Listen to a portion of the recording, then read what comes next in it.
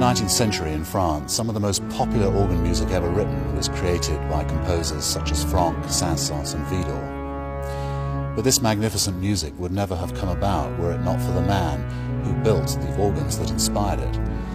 And he was Aristide Cavaillé-Coll, a revolutionary organ builder who built instruments that were quite different from anything that had been seen before, and this at a time when organ music was not popular. When Cavaillé-Coll was born in 1811, the French organ and organ music was in quite a stagnant position, as it had been since the Revolution. When Cavaillé-Coll finished his career, organ music and the organ had been completely renewed. There was an enormous and very prestigious repertoire, and even the music of Bach had been rediscovered, largely thanks to the instruments that Cavaillé-Coll provided.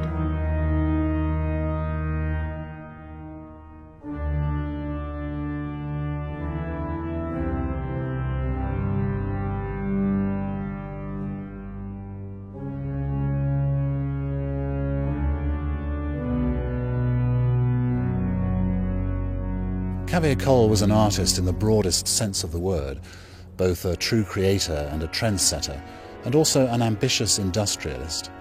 He built or rebuilt nearly 500 organs, and all of them to a uniformly excellent standard. If it were necessary to define Cavaillé-Coll's specific genius, I suppose it would be the same congruent genius as in other musical and other creators. It's an expression of form through the content. Transcendental is a word that comes to mind. I think that it is very difficult in that respect to analyze Cavaillé-Coll beyond the physical object of his organs, and yet there is something in the soul of his sound, the conception, the coherence of his instruments that is simply beauty.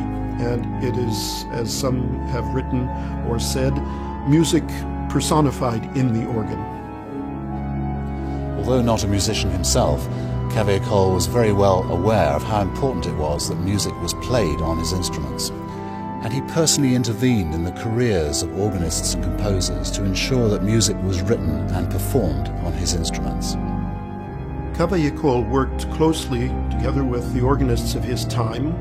Of course, he listened to them, he took their advice, but when you look at the actual chronology, you would realize that Cavaillé-Coll was there before them. For instance, César Franck, who was one of the greatest names, perhaps the greatest name involved in the creation of these pieces, he was 11 years Cavaillé-Coll's junior. Cavaillé-Coll then provided the musical material for the composers to use, and it might be asked how many organ builders can claim to have inspired such a magnificent repertoire.